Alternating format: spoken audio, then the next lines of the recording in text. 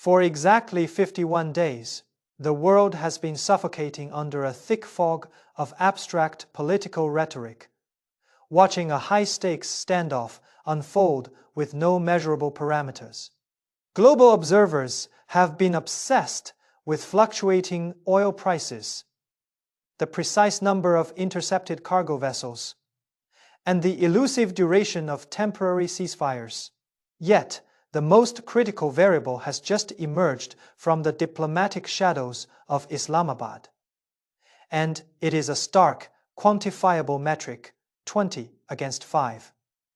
According to recent reports, American negotiators have placed a demand on the table, requiring a total freeze on uranium enrichment for 2 decades. In response, Tehran countered with a commitment of exactly 5 years. Washington rejected this counteroffer. To the untrained eye, this might look like a rapid collapse of dialogue, but in the brutal arena of geopolitical negotiations, the emergence of concrete numbers is the ultimate signal of serious intent. Nations do not haggle over the specific expiration dates of capabilities they intend to keep off the negotiating table forever. By shifting from ideological absolutes, where the United States previously demanded zero enrichment and Iran claimed an unalienable right to nuclear latency, to a mathematical gap of 15 years. The conflict has fundamentally transformed.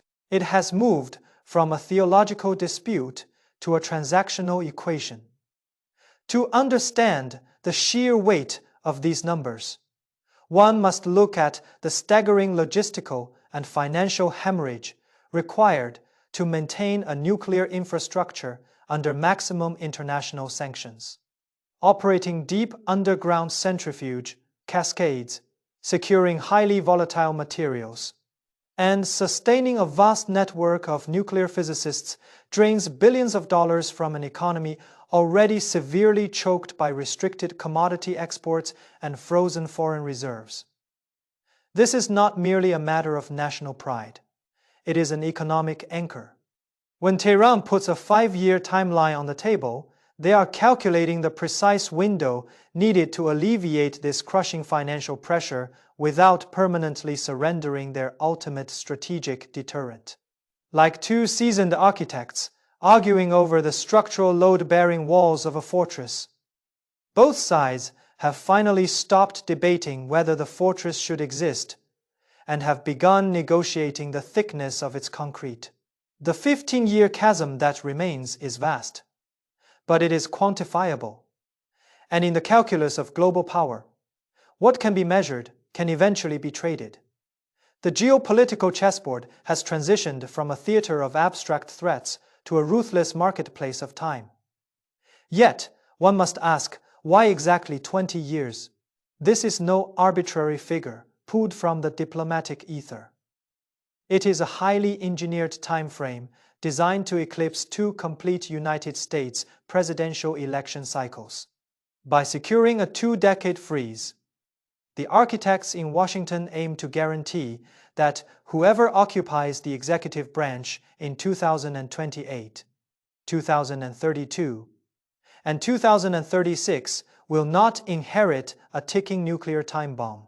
Furthermore, this extended horizon is an absolute political necessity to eclipse the original Joint Comprehensive Plan of Action, or JCPOA, which possessed a structural limitation of 15 years. For the current administration, settling for 10 years or less would simply be perceived as kicking the can down the road, making 20 years the mandatory starting bid to project strength. Conversely, Tehran's counteroffer of 5 years represents a heavily guarded strategic survival window.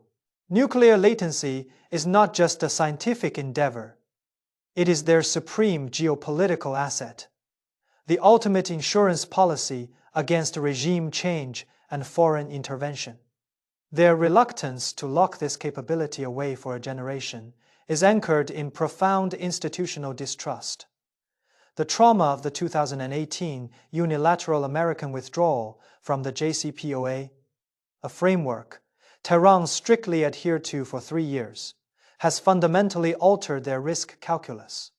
The logic in Tehran is brutally simple. If Washington can tear up a signed agreement on a whim, why should Iran commit to a 20-year straitjacket? Thus, a 5-year timeline is the absolute maximum they are willing to stomach amidst the volatility of American politics, providing just enough breathing room to re-evaluate the global landscape if international alliances shift. To gauge the sheer scale of the physical concessions being discussed, one must look at the hard data. The 2015 agreement forced a massive physical dismantling of infrastructure, slashing operational centrifuges from 19,000 down to a mere 5,060, and capping uranium enrichment purity at a strict 3.67%. Now, a critical new vector has been introduced by Moscow. Russian diplomats have reportedly offered a framework to absorb approximately 400 kilograms of Iran's highly enriched uranium stockpile. Should this transfer occur, Tehran loses its immediate breakout card, the physical material required to instantly construct a strategic deterrent. Without this stockpile, physically located within Iranian borders, Washington gains the necessary political cover to significantly reduce its timeline demands, bridging the gap. If the patterns of history hold true, the ultimate gravitational center of this dispute lies neither at 20 nor at 5, but in the pragmatic middle ground of 10 to 13 years. Washington will strategically retreat to 12 years, aggressively marketing the deal domestically as a more robust safeguard than past agreements, while Tehran will incrementally advance to 10 years, demanding sweeping multi-billion-dollar sanctions relief as direct compensation. In the high-stakes casino of statecraft, time is the ultimate currency, and both players are currently sliding their chips across the table, desperately waiting to see who blinks first. Indeed, this tension is perfectly encapsulated by the fact that the 51-day ceasefire officially expires today. To the uninitiated, an expiration date sounds like a starting gun for full-scale war. But in the sophisticated theater of modern conflict, a lapsed deadline rarely equates to immediate devastation. Both sides have cultivated a fragile, unspoken equilibrium over the past several weeks, substituting kinetic military escalation with calculated diplomatic coercion. The expiration was fully anticipated by international actors. It functions as a scheduled milestone rather than a destabilizing black swan event. Global markets initially reacted with predictable volatility. WTI crude oil briefly spiked by over 6%, surging from approximately $86 to $92 a barrel, while S&P 500 futures concurrently dropped by roughly 1%. This rapid fluctuation is not the signature of an impending economic apocalypse, but rather a temporary premium placed on geopolitical uncertainty. If the ceasefire collapse were genuinely expected to trigger a comprehensive regional conflagration, crude prices would have violently breached the $120 threshold. Instead, the market accurately priced in a partial risk, recognizing that the diplomatic channels, however shadowed, remain highly functional. The macroeconomic ripples of this expiration are creating a fascinating bifurcation across Asian markets, particularly exposing structural contrasts. Taiwan, for instance, faces an acute vulnerability, relying on external imports for over 97% of its energy requirements. Any sustained elevation in global energy costs acts as a direct, unmitigated tax on its industrial base. severely compressing the profit margins of energy-intensive traditional manufacturing sectors. However, the island possesses a unique structural shock absorber. It is its absolute dominance in the semiconductor supply chain. As the core global supplier of advanced AI chips, entities like TSMC remain heavily insulated from localized geopolitical shocks. The global appetite for artificial intelligence computing power will absolutely not diminish because of artillery fire in the Middle East. Therefore, we are witnessing a profound internal market divergence, where technological supremacy serves as a robust shield against raw energy inflation. The expiring ceasefire is merely a ghost ship drifting through turbulent waters, an ominous silhouette that commands intense attention, yet ultimately lacks the explosive payload to sink the global economy. Furthermore, the mechanics of navigating these turbulent waters are currently playing out in real time, hidden behind deliberate public contradictions. Reports indicate that J.D. Vance is currently en route to Pakistan, while Tehran has officially broadcasted that it has zero intentions of participating in a second round of negotiations to the public.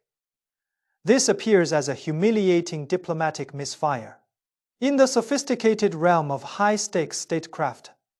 However, these two seemingly diametrically opposed statements are flawlessly compatible.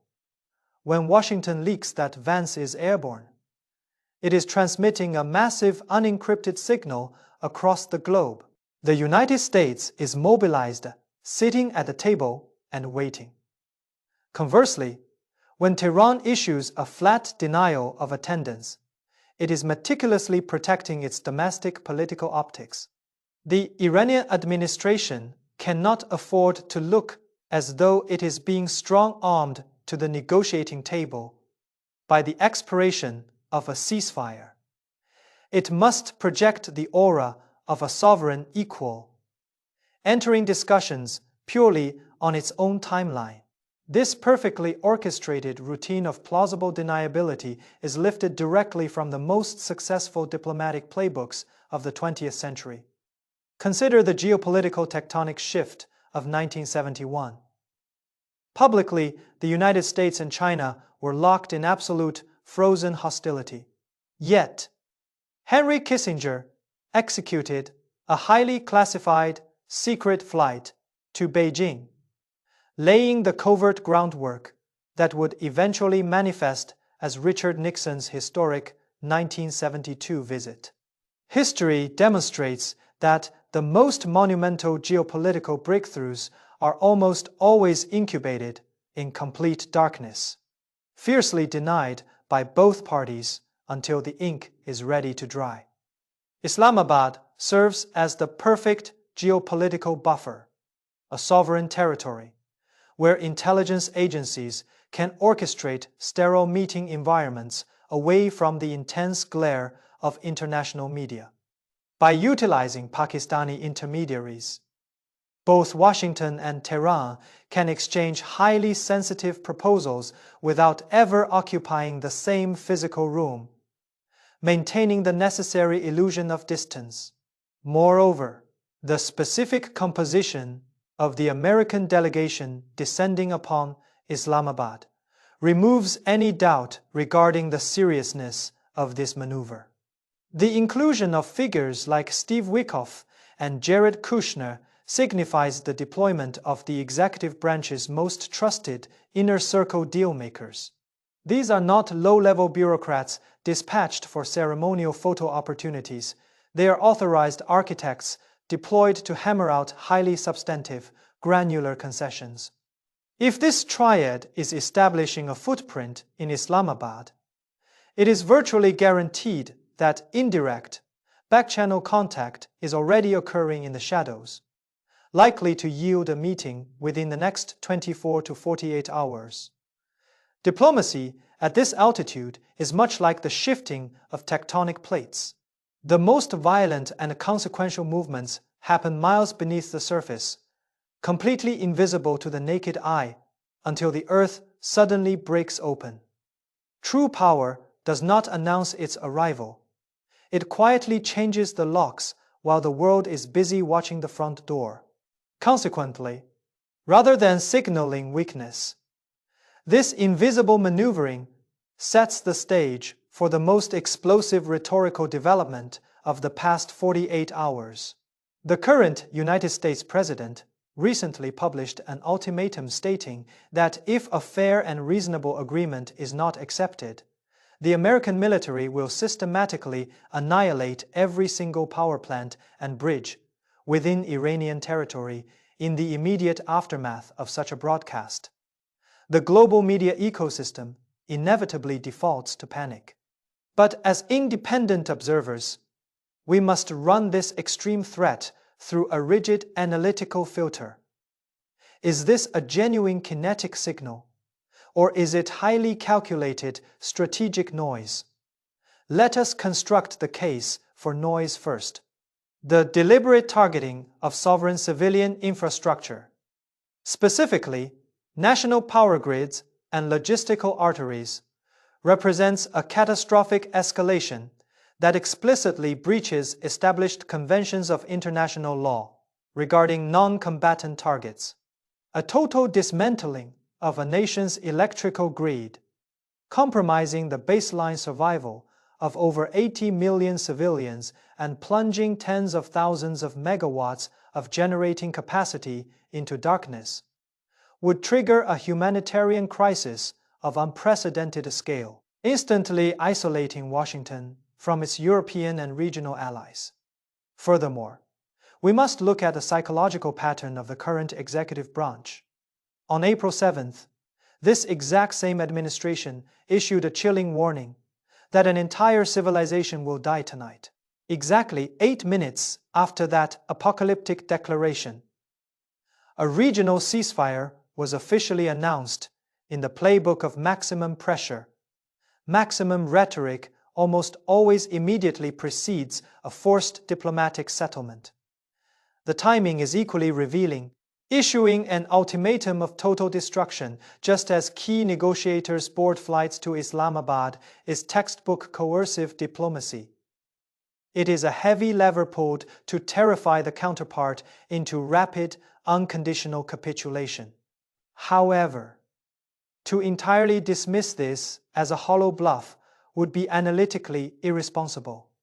We must objectively construct the case for signal. This particular administration has a proven, documented history of crossing historical red lines that previous governments deemed absolutely untouchable. They have authorized unprecedented targeted strikes on supreme military leadership and implemented sweeping maritime blockades that shattered global logistical norms. If the Islamabad channel definitively collapses, the executive branch in Washington will face immense domestic pressure to prove it has not projected weakness during an election cycle. A precision strike against a critical piece of energy infrastructure could serve as that brutal proof of concept. The probability of execution sits in the perilous margin of 10 to 20%, statistically low, but far too high to ignore. This brings us to the ultimate geopolitical crucible. History demonstrates that the most impenetrable deadlocks often require the imminent threat of total devastation to force a signature. Consider the intense pressure cooker of the Camp David Accords in 1978, which completely collapsed on day 10 before a miraculous breakthrough on day 13, or the grueling 4-year marathon of the Paris Peace Accords. Treaties are rarely born from mutual goodwill. They are violently hammered into existence when the compounding cost of non-agreement finally exceeds the political humiliation of compromise. Like a massive star collapsing under its own immense gravity before igniting into a brilliant supernova. Diplomatic breakthroughs often require the absolute maximum density of pressure, just milliseconds, before the light emerges. The architecture of peace is frequently built upon the precise blueprint of mutual destruction. Ultimately, the 15-year gap standing between Washington and Tehran is not an insurmountable geopolitical abyss. Rather, it is merely the opening bid in a ruthless, high-stakes auction for regional supremacy. As we have observed throughout the modern era, treaties are rarely born from sudden bursts of mutual goodwill. They are forged in the intense, suffocating heat of necessity. Precisely at the critical threshold, where the agonizing economic and political cost of continued conflict finally eclipses the bitter pill of compromise. For the United States, that threshold is marked by the relentless ticking of the electoral clock, public fatigue, and the volatile trajectory of global energy prices. For Iran, it is the crushing weight of domestic economic strangulation and the urgent need to repair a heavily sanctioned infrastructure. Today, 20 against 5 appears as a vast, unbridgeable distance. But tomorrow, or next week, the immense gravitational pull of economic and political reality will inevitably compress those numbers until they collide at a mutual 10 or 12. This is the brutal, beautiful physics of international diplomacy. I will be tracking these shifting tectonic plates minute by minute, deciphering the authentic signals hidden deep within the noise of the next 48 hours. If you want to understand the unseen gears turning this global machine before the rest of the world catches on, drop your thoughts on this 15-year gap in the comments below, hit that subscribe button, and turn on notifications. We are tracking history in real time, and I will see you tomorrow.